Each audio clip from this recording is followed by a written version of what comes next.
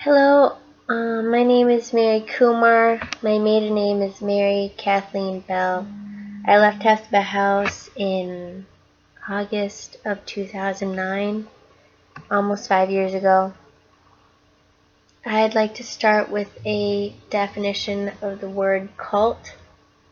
A small religious group that is not part of a larger and more accepted religion and that has beliefs regarded by many people as extreme or dangerous.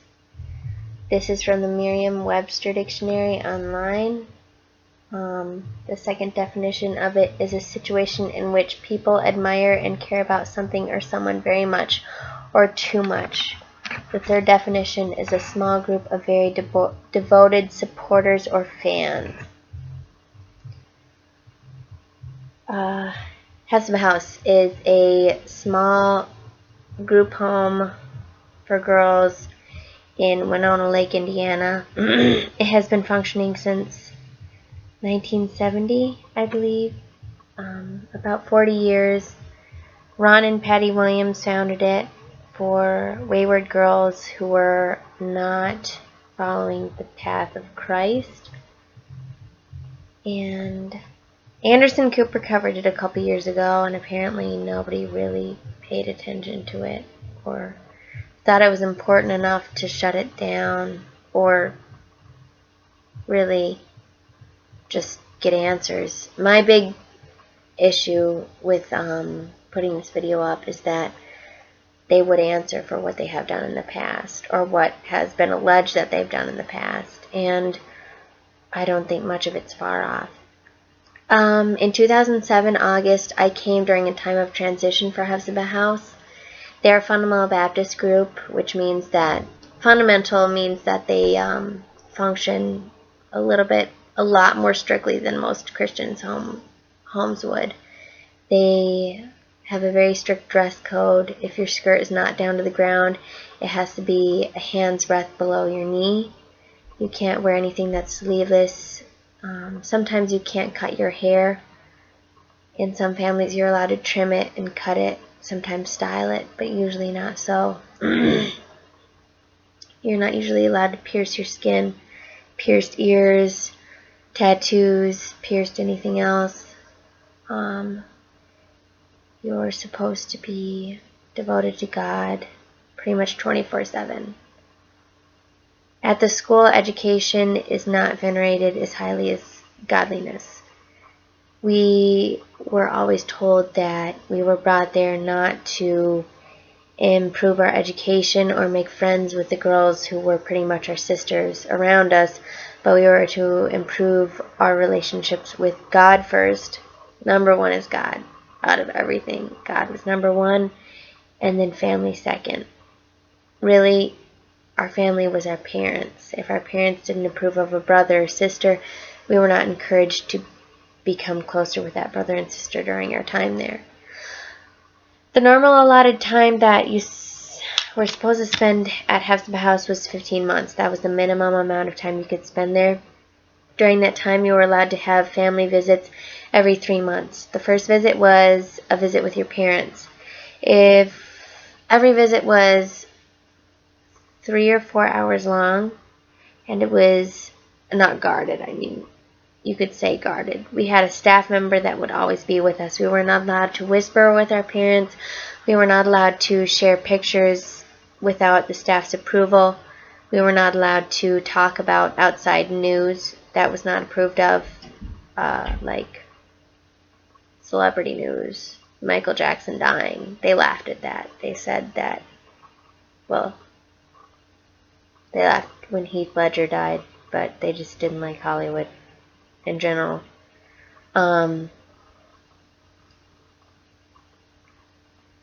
With the news, not knowing about the news, we weren't allowed to have newspapers. Our parents weren't allowed to write us letters with news in it. Our letters were pre-screened before we read them, so that if anything was written in the letters that was not approved of, they would black it out. So if another September 11th happened and we weren't supposed to know about it, if the organization thought that we weren't fit to hear about it, they would black it out with permanent marker. So we would get letters with permanent marker all over it. sometimes my letters came through with 3 or 4 sentences scratched out from my mom and dad.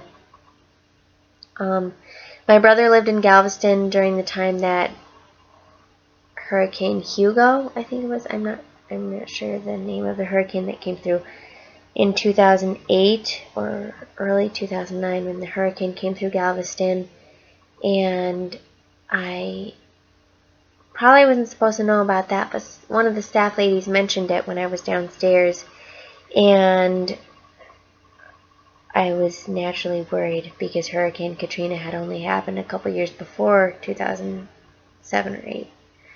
And I didn't know what was going to happen because Galveston is a sandbar that could easily be engulfed by the entire sea.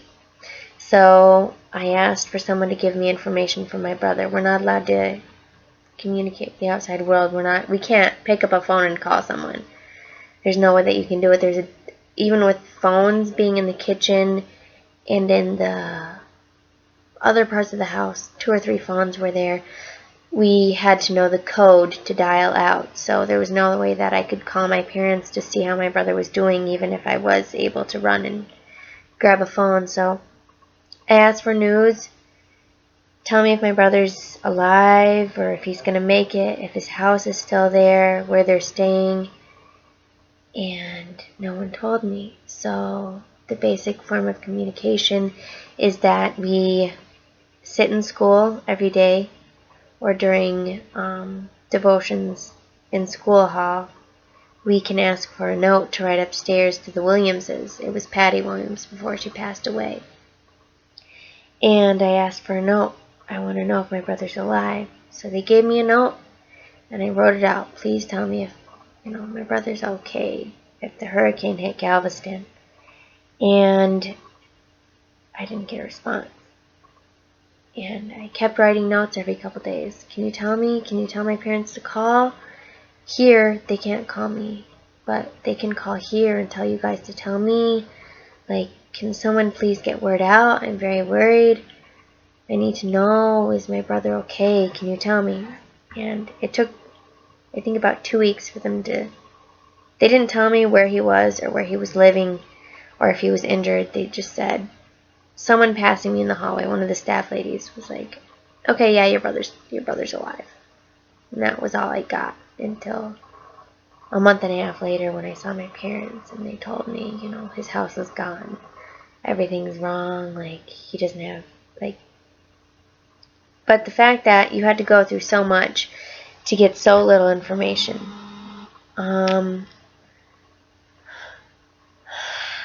Back to the visits. We got visits once every 3 months for 3 hours or 4 hours. No pictures. Someone was listening. Oh, we weren't allowed to have candy. Even if our parents were not allowed to take us off the grounds for our visit, but they were allowed to bring whatever food we wanted or they thought that we wanted because we couldn't really request because our visits were a surprise. So we weren't allowed to have candy. It was called the White Death, and I'm not quite sure. We weren't allowed to have it every 3 months. Our visits were always a surprise. We were not told when our visits would be because if our parents didn't show up, they didn't want us to be disappointed and didn't want to have to deal with us being sad that our parents couldn't come and visit us every 3 months. We had girls while I was there from Germany. A little bit before me, there was a girl who had been there from Russia. We had girls from all parts of the United States. After I got there, the first big memory I remember is that one of the girls had to wear diapers. And I didn't know this until one of our midnight bathroom breaks. We didn't have normal bathroom breaks.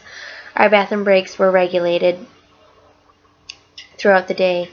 We had to drink a lot of water, a lot of water, especially for somebody just coming from the outside world, being thrown into that. We had to drink a lot of water, maybe 1.5 gallons, 2 gallons a day, and we were always running around, so we always had to go to the bathroom, and with regulated bathroom breaks, it was very hard to hold it. The girl who had to wear diapers, she was 17. I I didn't find out that she had to wear diapers until like 12 o'clock bathroom break. I think it was 12 o'clock. It's really hard to remember. But I think it was 12 o'clock that our bathroom break was at in the nighttime. And she was in the bathroom stall, and then she left the bathroom stall, and I left the bathroom stall, and she went right across, about 2 feet across, to a shower stall. Went in there and locked herself in, and I was washing my hands. I was like, why is she washing her hands? I mean, why is she in the shower stall? And she opened the door, and she was holding up a diaper. And I was like, what? It was an adult diaper. And she turned it inside out, and the staff lady looked at it and nodded her head, and she slammed the door, and she locked it. And I could hear her pulling it back up, and it was like, she's not special needs. Why is she wearing a diaper? And from then on, I remember I would wake up early because it was like, it's really hard when you first get there. She would wake up like 15 minutes earlier than the rest of us. She was 17. She was a big girl. And she had to strip her whole bed. All of us would be awake just waiting for the lights to turn on. And she would pull off all her sheets on her bed. She would put them in a bucket, and then she would get a bleach bucket and start washing her plastic mattress, because we didn't have normal mattresses. We had hospital mattresses just in case some of us couldn't hold ourselves. So we had plastic mattresses. And she had to bleach her bed every morning, no matter if she had to use her diaper or not, in front of all of us. And she had to strip her sheets in front of all of us. And then I went to school one day. We were all cleaning, all of us, and I was with one of the trusted girls to clean. And we went to school to clean up the school area. It's called the New Addition. It was a new addition added to the Hephzibah House building in like 2001. And it's big and it's freezing in there, and that's where we do school. And she didn't have a normal chair. She had a stool like the other girls, but they put a plastic bag over her stool, like she was just gonna pee all over the place. And it was like so embarrassing for me to see that. I was like, she's a normal human being. I mean, I was a mean kid. I was a really mean kid when I was 16, but I thought, she's 17 and they're treating her like she doesn't know how to like hold her pee. And it was really, really dehumanizing. And someone told the girl, the trusted girl that I was with, to go over and clean the stool. Just wipe it off. We had to use bleach and wipes for everything. We cleaned everything every day. And the girl just looked around and she was like, ew, I don't want to clean her stool. That's disgusting. And I just stood there like, out of all of this, all of us are so alienated from the rest of the world, and still we have to alienate ourselves from each other. Like, we have to act like she's worse than us because they make her wear a diaper and they make her have plastic over her chair. Not only that, she was not allowed to use any of the couches. She always had to bring a metal chair with her, one of the old metal chairs that we would use like in the 90s. That's fold up and easy to wipe down if someone gets rice or spaghetti on it during a potluck, you know. She had to carry one of those with her everywhere, so everybody was always thinking about how dirty she was, how disgusting she was, because one time she peed her pants because she couldn't hold all the water that they made her drink. And in church, everybody would be sitting down when we would come in, and they would be just watching us. We were all the troubled kids, and we couldn't look around. We were not allowed to look around at the congregation. We were not allowed to wave or smile. We just had to walk in with our heads down and go to our front seats, and everybody would just stare at us. But they would stare at her more because she wasn't even allowed to sit at the seats in church. She had to bring her chair with her, like carrying it, lugging it down the whole aisle in front of all these people to sit next to us. And everybody knew that she was the dirty girl who wet herself because she couldn't hold all that water that they made her drink. And I was so scared because, like, they made us drink so much water. They made us drink so much. And during the first couple weeks, like, you're not used to drinking that much. And sometimes, like, I don't know, like, it would get so hard. I would just sit there and they would ask me to do school or they would ask me to read my Bible. And I would just be tapping my foot. I can't. Just don't think about it. Don't think about it. Don't think about it. I have to go. I have to go. I have to go so bad. I have to go. But if you ask for another bathroom break, they'll give you sentences. And sentences, like, it's a punishment where it was totally dehumanizing. During sentences, okay, what merited sentences was 15 demerits. Demerits could be accumulated for anything. You could glare at somebody and you could get 5 demerits. If you didn't eat your food, it would be returned to you every meal until you ate it, and you would get demerits for probably every day. Really, whatever the staff lady felt like. You didn't know when she was writing demerits, so you couldn't get mad at her, and you couldn't contest the demerits that she was giving you. And no one told me until, I don't think anybody knew that you could contest your demerits. And then they didn't tell us our rights. So 15 demerits meant that you had to write out 100 Bible verses of whatever verses you were learning that week, which isn't that hard. But if you get 16 demerits, which is one more, and one more is not that hard to get. One demerit could be you didn't pass the salt with a good attitude. That could be one demerit. That could actually be 5 demerits. But 16 demerits was 200, 17 demerits was 300 verses that you had to write. So it could be a week-long project. If you got 18 demerits, it was 500 sentences. And you had to sit there during study hall or during fun time while they were watching, like, approved movies. You had to sit in the room right next to them and listen to the movie and write out your sentences. 500 Bible verses. And you learned your Bible verses, but you didn't like them very much when you were done.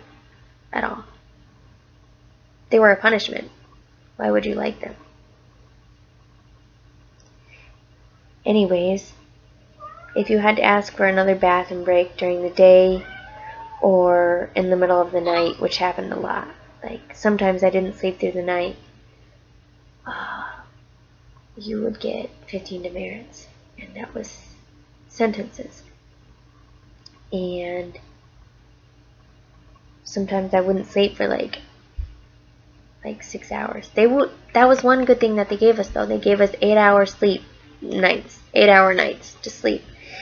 But the bad thing was that I wasn't sleeping for 4 or 5 of those hours because I was afraid to ask for another bathroom break.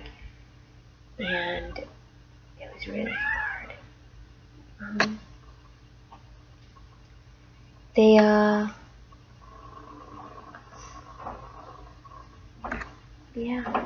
I was so afraid about the diapers.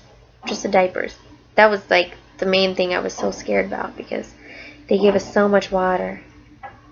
The first couple weeks that I was there, they cooked food from their garden. That's good. We ate a lot of vegetables. The bad thing is we didn't get any real milk. We got real milk 4 times while I was there. So we didn't have any source of calcium. We got meat maybe once a week. And besides that, it was all cabbage and kale and potatoes, pretty much, for 2 years. When I arrived, I had 0 cavities and perfect eyesight. When I left 2 years later, I had 6 cavities and I had glasses. I actually went in to Hephzibah House 1 week before I had gotten an eye exam, and within a month of the diet and whatever else, I had to get glasses.